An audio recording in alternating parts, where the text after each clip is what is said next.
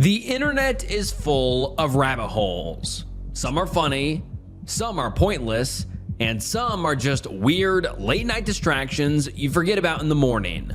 But then there are the others, the ones that don't feel like accidents, the ones that feel intentional, the ones that lead you down a dark path. From a man building his own computer system from scratch and ends up with him convinced it was a way to talk to God, to a missing persons case that somehow spirals into a massive network of websites that are nothing short of horrifying. Today, we're diving into some unhinged internet rabbit holes. Make sure you like the video and subscribe to the channel, and let's get into it. 9-Apple Pineapple. The news fills up with headlines of tragedies every single week.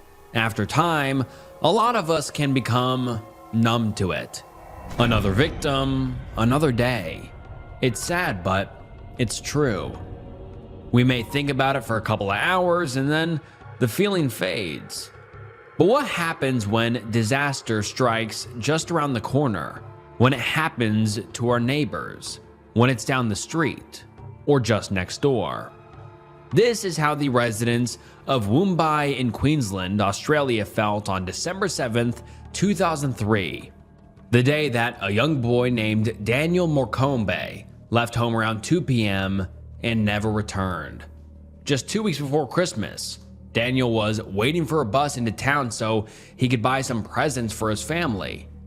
His day took a turn when the bus broke down before his stop, and then the replacement bus was so behind schedule that it didn't stop for him.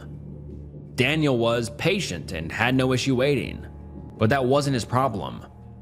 The problem was that he had simply been in the wrong place at the wrong time, because at the same time, Brett Peter Cohen was driving along the road. He stopped and asked Daniel if he needed a ride, which sounds nice until his true intentions came to light. Brett had already been convicted of crimes against young people, yet not enough that it kept him off the streets. If he had been held in prison like he deserved, maybe what happened to Daniel wouldn't have happened. But sadly, it did.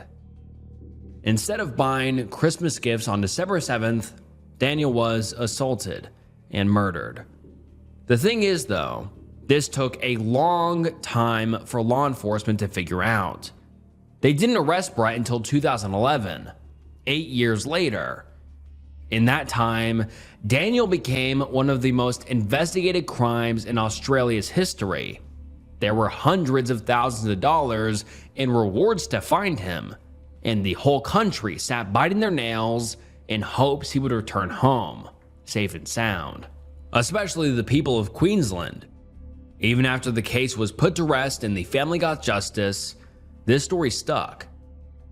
Residents of Woombai and neighbors of the Morcombes couldn't stop wondering how something so horrific could have happened so close. Now, of course, that's a normal reaction, but some thought about it more than others, maybe a little too much. In fact, they were fixated, obsessed, even tormented. So much so that they created an entire web ring that was dedicated to Daniel and his life. The first person to notice this was Custom Slaps 659. They posted on r/RBI, very confused and honestly concerned. And the post reads as follows: accidentally discovered this creepy collection of websites. Now I think it might be linked to minor abduction. Hello. A couple of years ago, when looking for potential domains for a project, I stumbled across the following website. This website immediately links to Wishing, which in turn leads to a huge collection of different domains. The website includes a vast amount of images and cryptic text that initially appears to be some benign gibberish. However, this one website leads to an entire collection of domains, each with a unique set of images which appear to all be centered around the theme of a series of minor abductions in Queensland, Australia. I will share more about this in detail to follow. I am not able to find anything that discusses these websites, which was striking to me considering the amount of effort that seems to have gone into this. There are about 30 to 40 web pages across a dozen different domain names, each as complex as the one linked above. Additionally, having been visiting this website intermittently throughout the past year, it seems as though there are continuous changes and updates, each of which are not minor and involve an entirely new set of images and pages. The websites contain numerous references to Daniel Morcombe and William Tyrrell. Now that description is more than enough to get me to click on the link attached, but I don't know that it gave me a proper warning for what I was about to see. Because the first website I go on is nuts. It's like staring at a puzzle with a million different pieces. I don't even know where to start. Benign gibberish, as the post says, is a light way to describe it. But there is so much more. The post wasn't lying when he said there was a huge collection of websites attached. Just one page of this website leads to 5 more, and then those lead to 5 more, and it just keeps going and going. And the deeper it goes, I'm just hoping I'll find some sort of explanation, but it just makes less and less sense. There continues to be a lot of themes about pineapples, missing ones, and a lot of numbers that don't really add up to anything of value. Then a lot of talk about Mrs. Not Fear, a recurring character in whatever this is.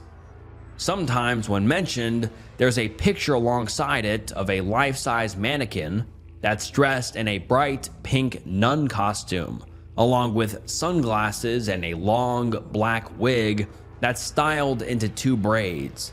What this represents or who this is unclear, to say the least. The only explanation I could find on any website was this: I am Mrs. Not Fear, the mother and number nun of Queensland. From my bottom came the son of Queensland.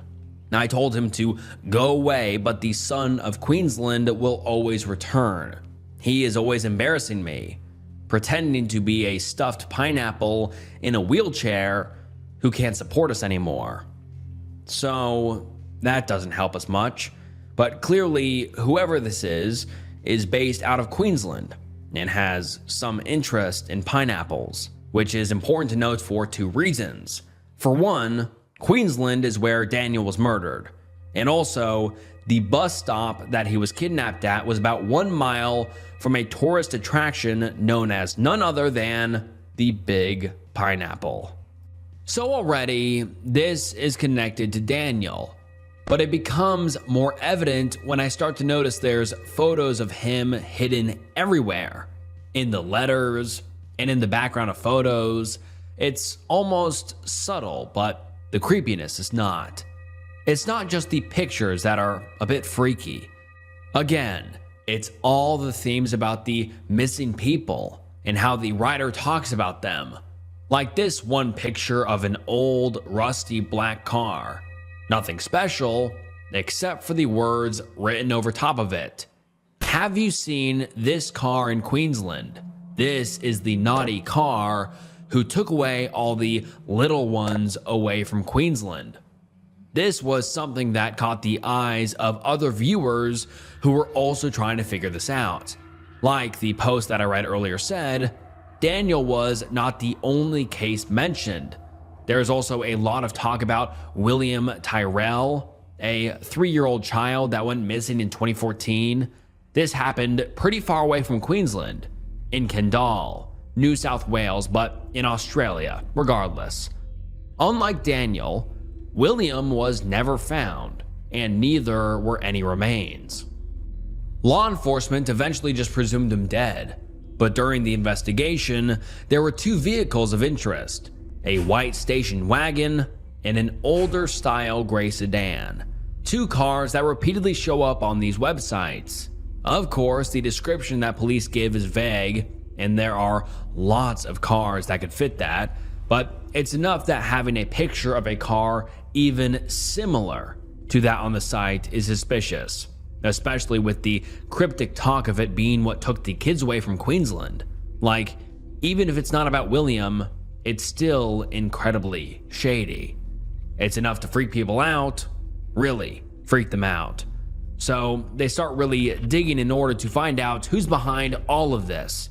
Well, besides the name Mrs. Knopfier being mentioned 1,000 times, the names David Smith and John Christopher pops up a lot.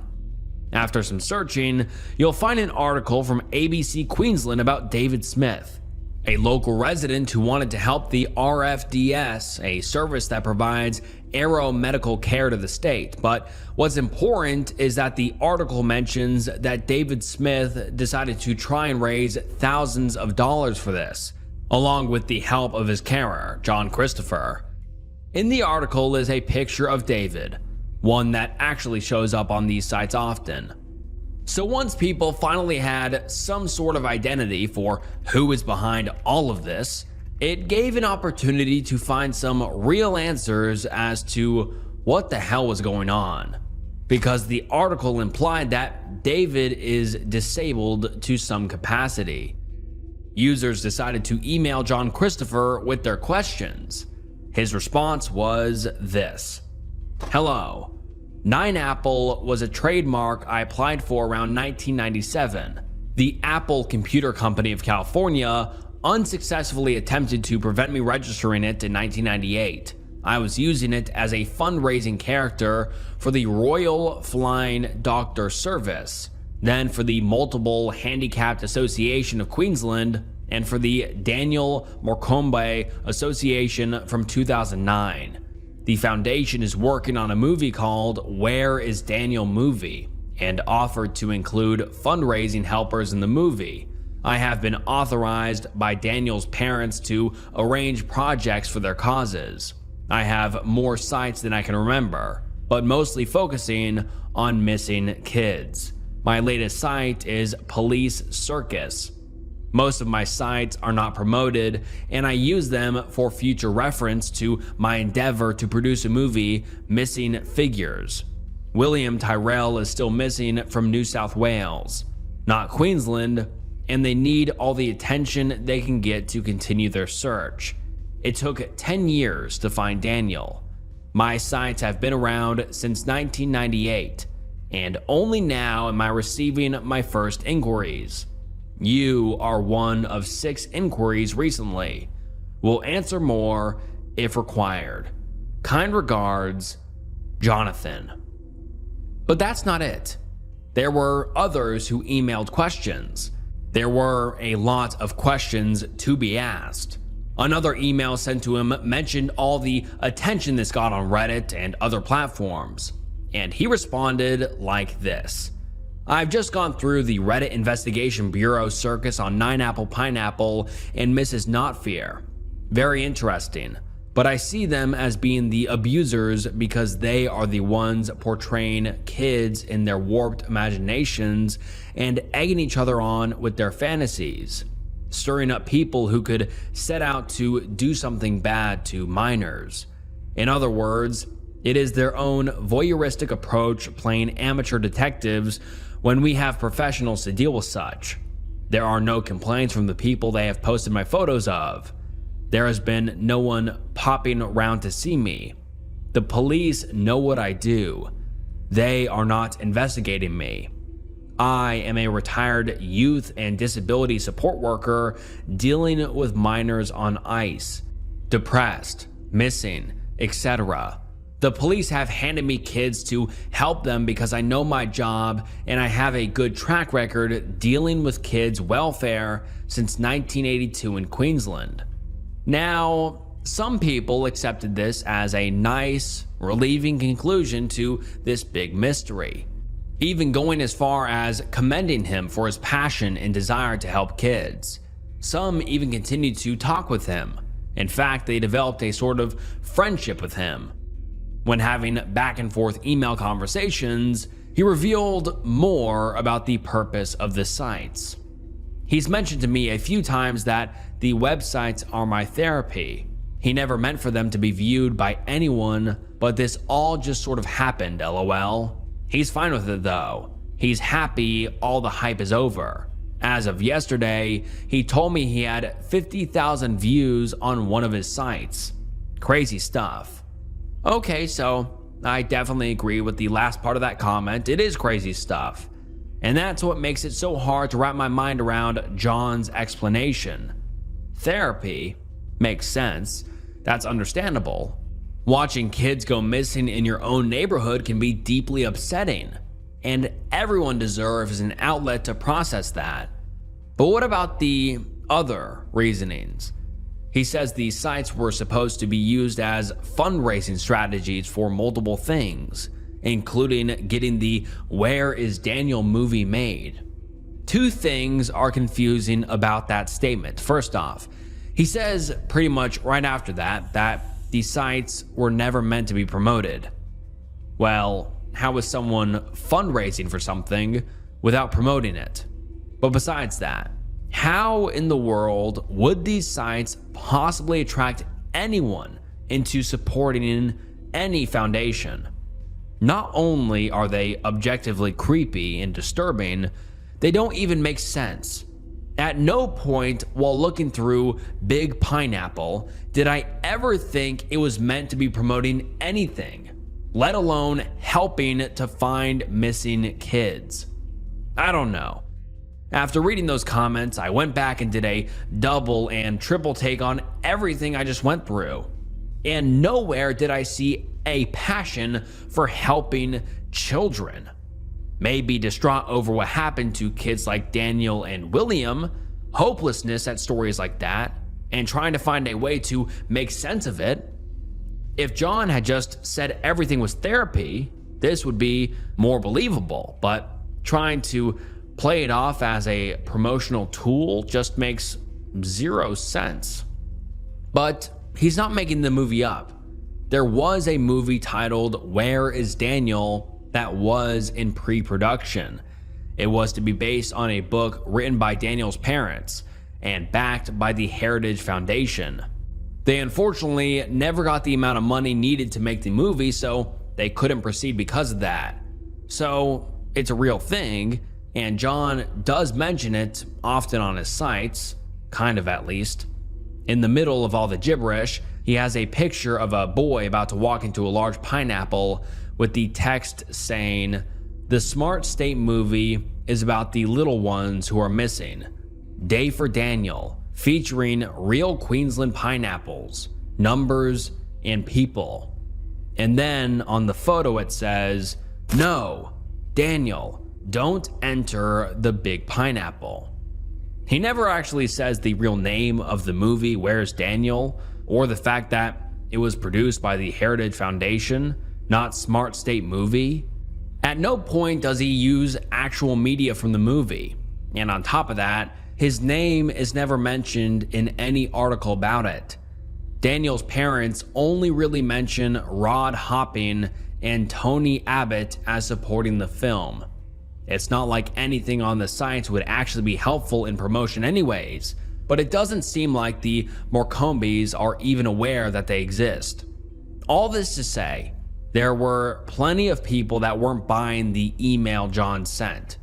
Most of the attention surrounding 9Apple was in 2019, but it never really went away because new sites have been made and the old sites keep getting updated, and it's never gotten any less crazy or any more normal, leading some to still feel concerned.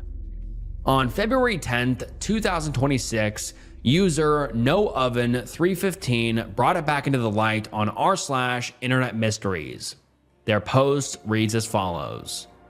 Unresolved 20-plus year web ring possibly connected to missing minors in Australia, constantly updated since 2003. I'm resurfacing an old unresolved rabbit hole that has appeared online multiple times over the last decade and has never been fully mapped or really debunked. It concerns a large connected web ring of domains that has existed since the late 1990s and continues to update and redirect into itself. The content is not static or abandoned. Pages change, images rotate, and new domains appear while older ones remain live. One of the central entry points is Big Pineapple, which has been active since at least 2001 and redirects into the same network. Also, if you type Ghislaine Maxwell, it results in a redirect into the same web ring. This has been included in the Epstein files of an email from Isabel Maxwell emailing Jeffrey Epstein asking to make it disappear and that no one can see it. Archive data shows that in 2003, the main domain hosted multiple adult content amongst others, before later transitioning into minor themed material. Since then, the network has continued to expand and update. I'm not exactly sure how this user found the Ghislaine Maxwell site because I never came across it on the other sites, but thank God they did, because it's only more blaring evidence that something is way off here. And actually, just 2 months later from when the post was made, the site is now inactive. It looks like John put the domain back up for sale. Luckily, it remains accessible on the Wayback Machine, where I can see how insane this site is. Somehow, even crazier and chilling than the others. There's 2 boxes of text that really freak me out. Over top a picture of 2 people in a living room, it says, "I think they're onto us about the Lady Ghislaine site and the reborn doll tracking. Get rid of the wishing car, and there's a house across the road from the Queensland Laboratory Center for Missing Dolls. Boris trafficking his sister Molly? I don't think so, but be prepared." Then next to that is a photo of Mrs. Nafier and other mannequin characters that look like they're straight out of a horror movie. Here it says, "Just play dumb and we can pull through this." Those words are honestly haunting, and it makes the emails that he sent with a dumb explanation horrifying. But what's even scarier is what the previous post said. It was mentioned in the Epstein files. Possibly the most disturbing and bone-chilling sight out of all of these is in the most notoriously sinister list of emails. It's genuinely terrifying. Yes, even when people point out that the domain wasn't owned by John until after the email from Isabel Maxwell was sent in 2011, even if that's evidence that this wasn't the site she was talking about, the whole thing just doesn't sit well. In or out of the files, Ghislaine Maxwell is more than unsettling. It's deeply disturbing. It's straight out of a nightmare. The whole thing is creepy. The random numbers and the mannequins dressed up, the baby dolls, then the hundreds of pictures of real minors all holding up pineapples, all holding up the number 3 for some reason. It's just hard to explain how eerie this all is. Of course, there's the speculation that this all stems from mental illness, and hopefully that is just the case. That's the most reasonable scenario that would be the least harmful, but it's hard to not think about the other possible scenarios. If John is associated with any of these crimes, or even if he knows any information that would help find a child like William Tyrell. Only time will tell. The sites are seemingly still getting updated, and maybe one day, one of those updates will be an answer that can finally put all of this to rest. Temple OS. It's December 1969. The dead of winter in West Allis, Wisconsin. Residents here live just a little bit outside of the booming city of Milwaukee, but it's a true suburban life that most have. And the Davis family was no different. Other than the fact that their house was packed with 6 kids running around, and on December 15th, they welcomed a beautiful baby boy to add to the mix. This man was Terry Davis. A lot of his childhood was pretty normal, but he did stand out in some ways. Besides the fact that he had such a large family, his father was also an industrial engineer who moved them all around the country. They went from Washington to Michigan, California, and Arizona, never staying in one place, always starting over.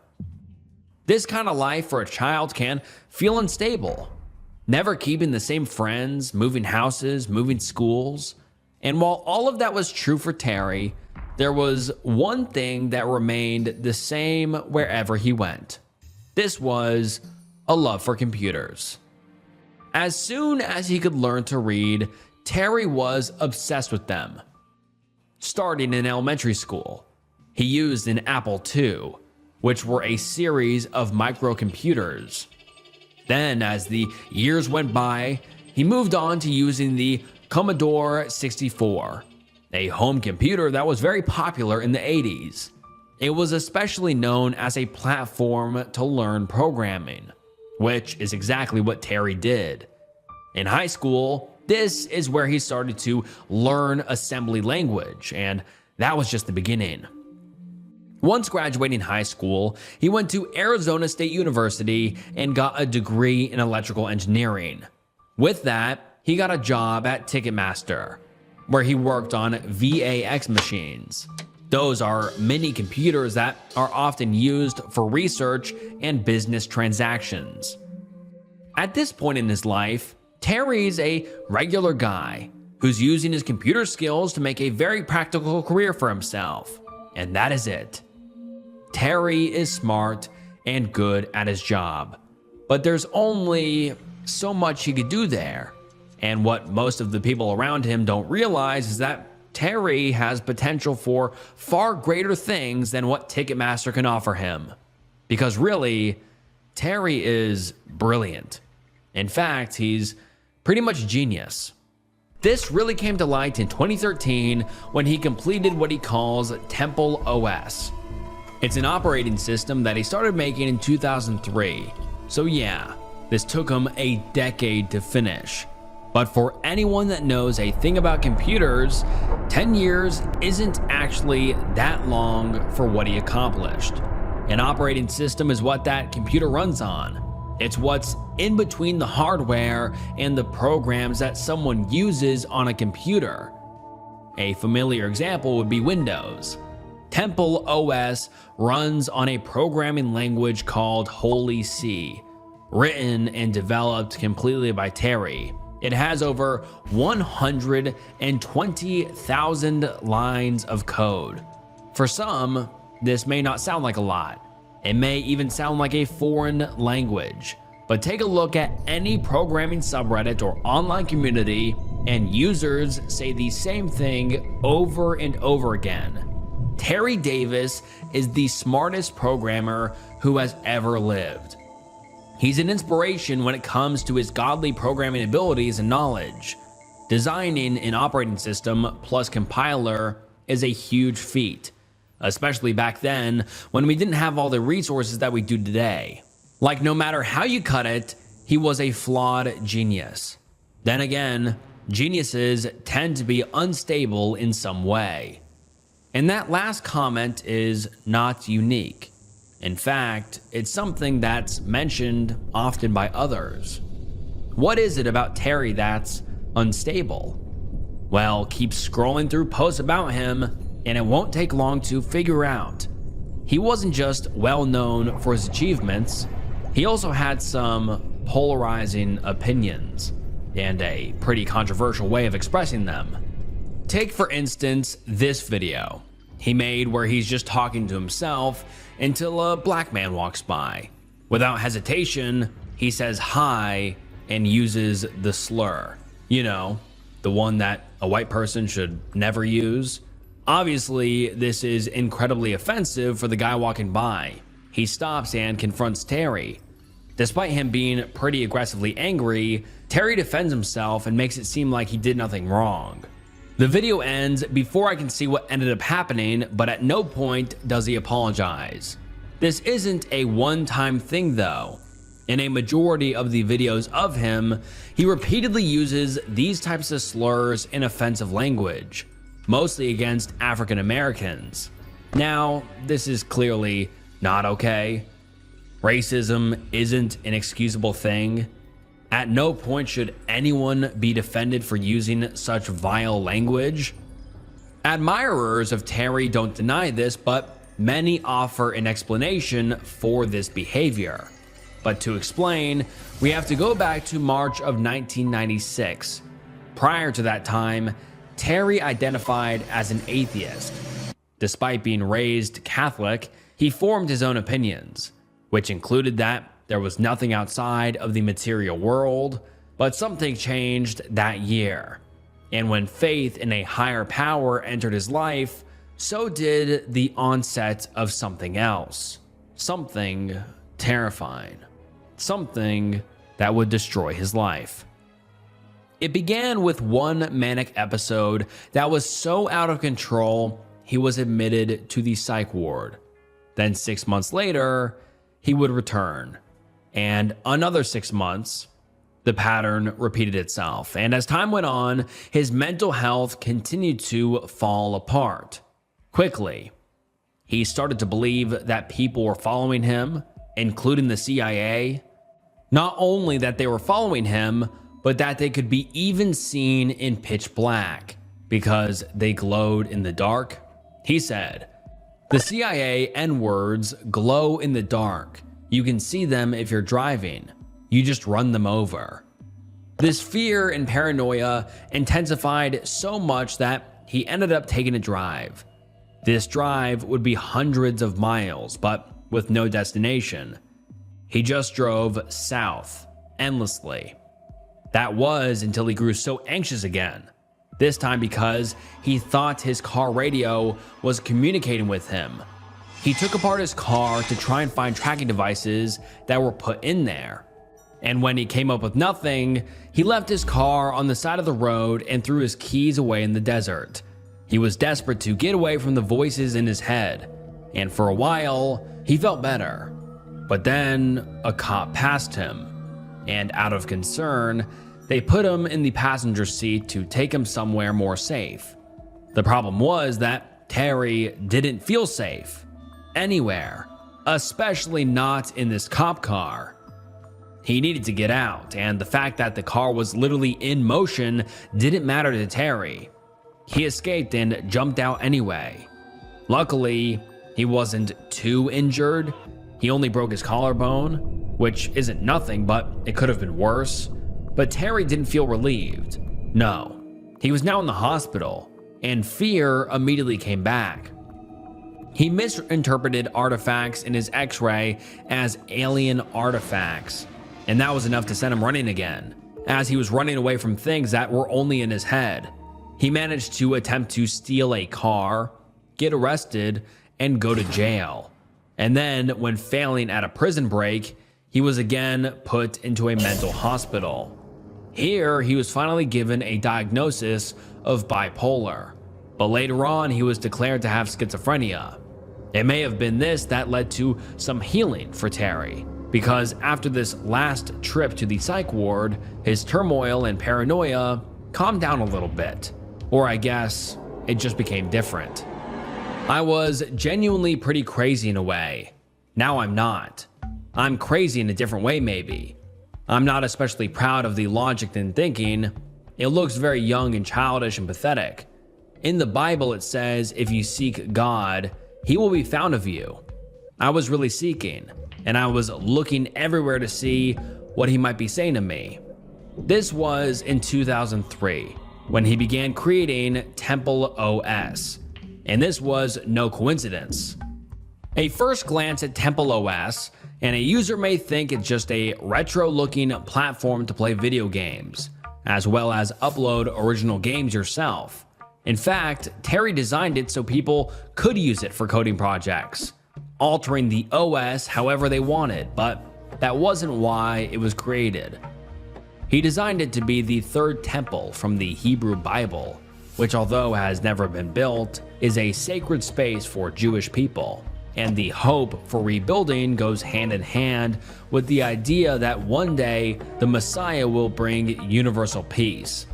And in some way, I think Terry created or believed that this OS could be that, or at least give that feeling of serenity. He describes it as, Temple OS is God's official temple, just like Solomon's temple. This is a community focal point where offerings are made and God's oracle is consulted. He used it as a way to directly communicate with God. He programmed a random word generator onto it. When a user would hit the keys F7, they would get a random word, and better yet, if they pressed Shift F7, a passage from the Bible would appear. Terry used this for every decision he made when building Temple OS, like when he decided to give it a low resolution. It was because God told him to do so, because it was easier for children to draw images on it. But it wasn't just using this function when programming. This was something Terry used in his daily life, something he relied on to move him through the day. This communication with God, whether it was real or not, it was something he believed 100%. Knowing this makes Temple OS feel different. Now it's unsettling. Every detail, every word, every intricacy is behind someone that's unwell. And this shows in the videos he made the years following the completion of Temple OS. During this time, he lived with his parents and spent a lot of the time live streaming and browsing the internet. Some of it is normal and can even be boring, but there'll be bits and pieces that are just concerning. In one live stream from March of 2017, Terry says, "If you get a thought, an angel can make you forget it. It's that effing oppressive." Okay, where were we? Terry then begins to laugh in this strange and almost chilling way, like there's nothing actually funny and he's really doing it out of anxiety. Like he wants to stop himself, but he can't. It gets more bizarre when he stops laughing and starts to get frustrated at his inability to remember what he was thinking. I was gonna say something. That's not funny. His live streams are full of moments like this. It's alarming, and it gets more horrifying the more I dive into Terry's digital footprint. After he finished Temple OS, he live streamed constantly. Many of those streams ended up being between 5 and 11 hours long. Sometimes he's just relaxing and scrolling through the internet, but then it spirals into a rant or a slew of offensive slurs. It's hours and hours and hours of watching someone descend into madness. And it does raise the question if there's something behind the racism that's not just, well, racism. Because clearly, Terry is suffering. His mental health never fully recovered from what happened in the 90s, and it's possible that his usage of offensive language could be a byproduct of that, especially when he often referred to the CIA as the N-word, something that he thought would defend him against the CIA. It doesn't make it excusable, but it does raise questions on why he uses it so often. But honestly, all of that turned out to be the least of his concerns. In June of 2018, his mental health took a turn for the worst again. He became homeless at the age of 48. He was offered help from fans, but he refused any food, water, or shelter that was given to him. He traveled from Arizona to California to then Portland. It was here that, on August 11th, 2018, He made a video on a bench outside a public library. I come here and use their computer and smoke out here. They must have been freaking out because such an impure person was in their presence. Oh well, I was clueless, not nice to have a respect for purity, so, oh well, I'm going to be king. And maybe, I think maybe, I'm just like a little bizarre little person who walks back and forth whatever. You know, but. He uploaded the video, and hundreds of his fans logged on to watch. They had no idea those would be his last words. That evening, Terry was walking by a train station when a Union Pacific train struck and killed him. Investigators could not confirm whether or not this was an S word or not, but it's easy for anyone to see how little life is left in Terry's eyes those hours before his death. The last 2 months of homeless life took a toll on him, let alone the years and years he spent tormented by his own brain, and actually his fan base as well. Tragically, the world will never know what it would look like to really have Terry in the world. A version of him that isn't so sick and unwell. Someone that could have used their genius and contributed huge things to the world. Hopefully, what he did give was something that could inspire generations to come of young programmers to show them that no matter the obstacle, even the impossible can be done. And alright guys, that wraps up some unhinged internet rabbit holes, and genuinely, these were the craziest and most wild rabbit holes I have ever gone down before. I could not believe these, either of these. I mean, yeah, these were just insane. So leave your thoughts down below, and I appreciate you watching to the end of the video. Please like the video if you enjoyed, and subscribe to the channel. I would love for you to join the community. And if you're not following my Instagram already, please follow my Instagram and follow the Spotify. It helps more than you know. And if you enjoyed this video, I'm sure you will enjoy some other videos on the channel. And I just want to say thank you so much for watching. It means the world. And this was Snook, and I'll see you next time. Bye.